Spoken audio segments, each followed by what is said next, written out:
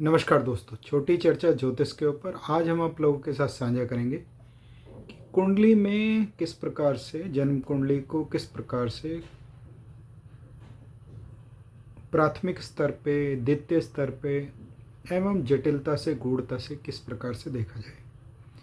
क्या जो जातक हमसे प्रश्न पूछने आया है केवल हमें उसके विचार को सुन के सीधा जन्म पत्रिका में उसके प्रश्नों का उत्तर देना चाहिए, या उचित माध्यम ये है कि हम जन्म पत्रिका के अंदर प्रवेश करके न केवल अपने ज्योतिषीय ज्ञान को और आगे विस्तृत करें और फिर परीक्षक को, जातक को उसकी समस्याओं के बारे में बताएं, या हम केवल जातक से ये पूछ के कि आपको क्या वर्तमान में समस्या है उसका सीधा विचार करके परिहार अर्थात उपाय ज्योतिष की तरफ बढ़ना चाहिए। मैं ऐसा समझता हूँ अत्यधिक ज्योतिषविद केवल समस्या को सुन के उसके निवारण हेतु सीधा सीधा काम करने का प्रयास करते हैं। हो सकता है ये माध्यम ठीक भी हो, लेकिन प्रयास ये करना चाहिए कि जो ज्योतिष के माध्यम से ज्ञात हो रहा है पहले उन तथ्यों को देखें कि क्या वे तथ्य वर्तमान जन्म पत्रिका के अंदर नज़र दृष्टिगत हो भी रहे हैं या नहीं। इसी के ऊपर विचार करते हुए कैसे ज्योतिष जन्म पत्रिका के भीतर प्रवेश किया जाए उसमें हम आप लोगों के साथ साझा करेंगे। एक जन्मांग मैं अभी आपके साथ इस स्क्रीन के माध्यम से साझा भी कर रहा हूँ और उसी जन्मांग के ऊपर हम विचार कर रहे हैं। हर व्यक्ति का, हर ज्योतिषविद का किसी भी पत्रिका को देखने का अपना एक तरीका है, माध्यम है, किंतु मेरे आचार्य श्रियों के द्वारा, कुल परंपराओं के द्वारा जो मैंने समझा, मैं उसको किस प्रकार से जन्म पत्रिका में देखता हूँ वह आपके साथ साझा कर रहा हूँ। वर्तमान जातक जो मैंने जन्म पत्रिका, जन्म लग्न का चित्र आप लोगों के साथ साझा किया है, रोहिणी नक्षत्र के प्रथम चरण में इनका जन्म हुआ है और तांबे के पाए हैं। यहीं से व्याख्या आरंभ करते हैं। रोहिणी नक्षत्र, रोहिणी नक्षत्र क्या कहलाता है, क्या है? यह मूलतः एक वाहन का प्रतीक है जो आगे गतिशील है, आगे बढ़ रही है। ज्योतिष शास्त्र में इस वाहन को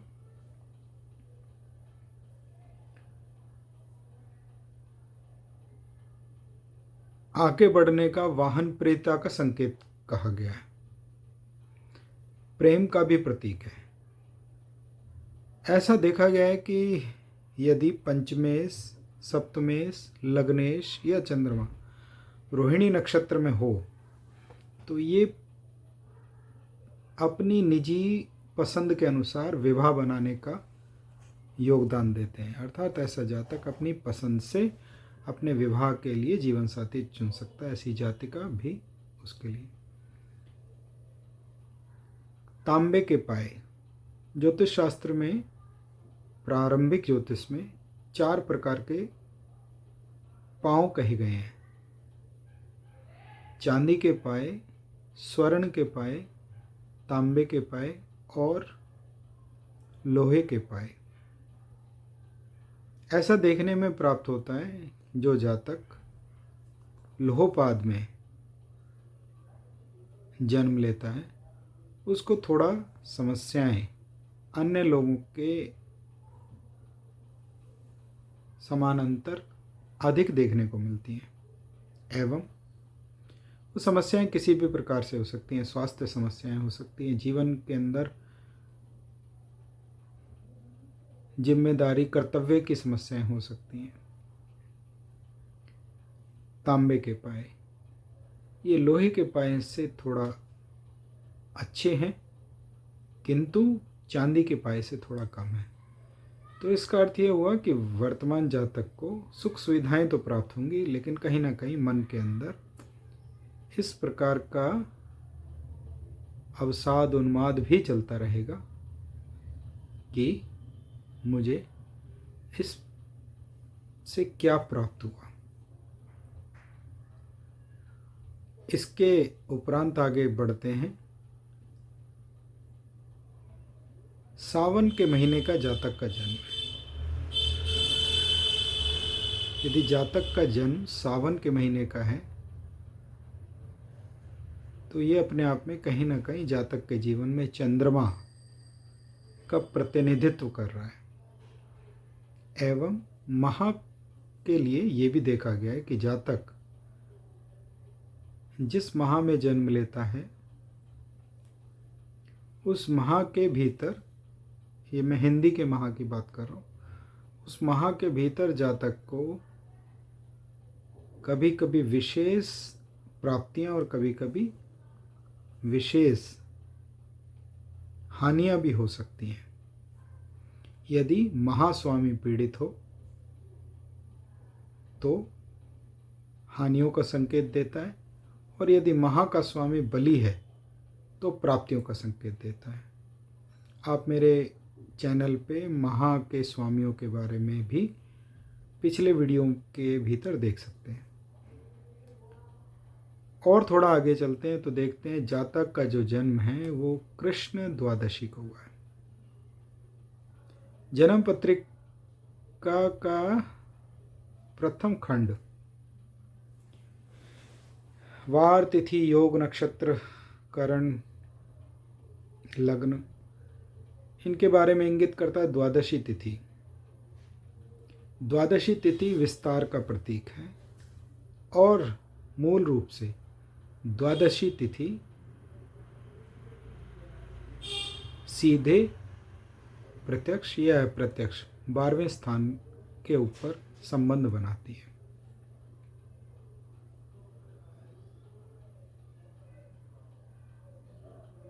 गंड नामक योग में भी जातक का जन्म हुआ है।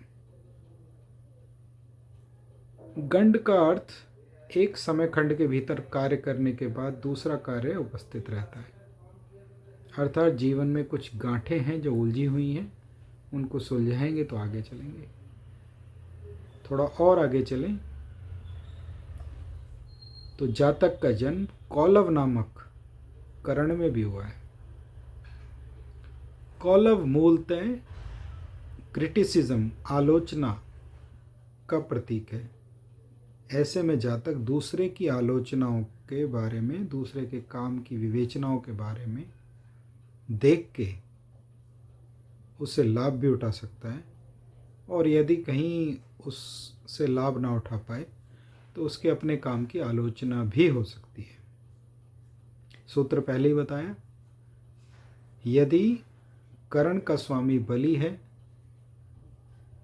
तो संबंधित तथ्यों से लाभ उठाएगा, और करण का स्वामी यदि निर्बली है तो संबंधित तथ्यों से हानि भी हो सकती है। अंत में आते हैं ज्योतिषीय वार। वार जातक का मंगलवार। वारपति यदि बलवान है तो कठिन परिस्थितियों में से जातक को बाहर निकाल के लेके आता है, किंतु वारपति यदि निर्बल हो तो जातक को कठिन परिस्थितियों में दैवीय सहायताएं नहीं प्राप्त होंगी।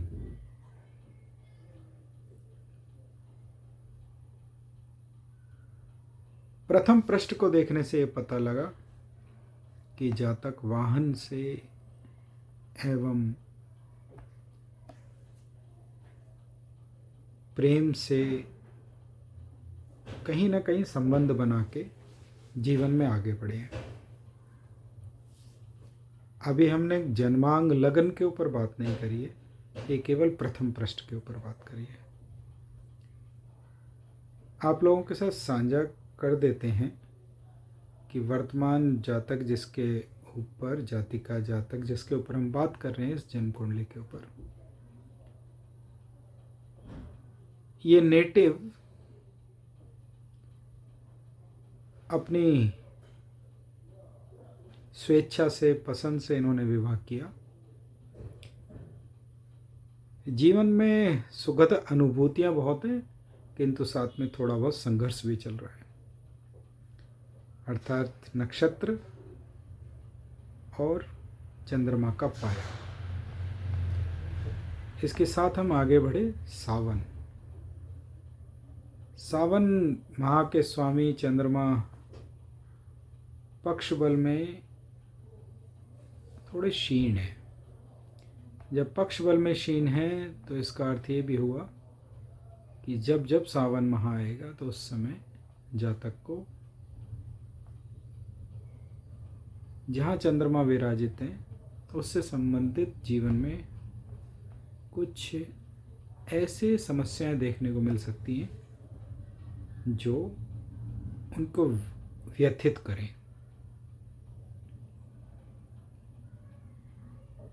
कृष्ण द्वादशी,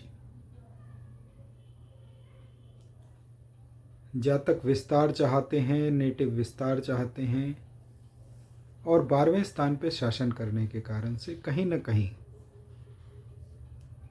औषधालय, अस्पताल, चिकित्सालय, विदेश, कारावास, सामाजिक संस्थाएं, स्वयंसेवी संस्थाएं, इन सब तथ्यों से जातक का कहीं ना कहीं प्रत्यक्ष या परोक्ष रूप से संबंध जुड़ेगा। जातक नेटिव इस भूमि से बाहर कहीं रहते हैं, अर्थात भारत भूमि में इनका जन्म हुआ लेकिन रहते बाहर है। गंड नामक योग, जैसे पहले बताया कि जीवन के अंदर कुछ गांठें हैं। ऐसा भी मैंने देखा है, मेरा अनुभव है कि यदि गंड नामक योग उपस्थित हो तो कई बार व्यक्ति को, स्वयं को या परिवार को भी गांठों से संबंधित समस्याएं होने के योग बनते हैं। जातक नेटिव का कार्य भी उसी प्रकार से कि एक कार्य को पूरा करने के उपरांत दूसरा कार्य उनके पास उपस्थित रहता है। कौलव नामक योग, जैसा कहा, क्रिटिसिज्म, दूसरे की कमियां निकालना, त्रुटियां निकालना, उनके बारे में बताता है। वर्तमान जातक एक इस प्रकार का कार्य करते हैं कि दूसरे के कार्यों में कहाँ कहाँ कमियां हैं, उनको कैसे व्यवस्थित किया जाए, वाणिज्य को कैसे संभाला जाए, उसको देखते हैं। आज के समय में ऐसा कार्य अकाउंटेंट, सीए, ये सभी करते हैं। जातक का संबंध भी उसी प्रकार के कार्यों से। वारपति मंगल है, जो कि पत्रिका में बली है और स्वयं लगन के भी स्वामी है, अर्थात विकट परिस्थितियों से जातक को बाहर निकाल के लाने का योग बनाता है। अभी हमने केवल इनके पंचांगीय रूप के ऊपर आप लोगों के साथ चर्चा आरंभ करी। इसके उपरांत दूसरे खंड में लगन क्या कह रहा है उसके ऊपर आप लोगों के साथ चर्चाएं आरंभ करेंगे। धन्यवाद, छोटी चर्चा में आपने भाग लिया। आपका दिन बहुत ही आशीर्वादपूर्ण हो। आज बसंत पंचमी के अवसर पे आपको देवी सरस्वती आशीर्वाद प्रदान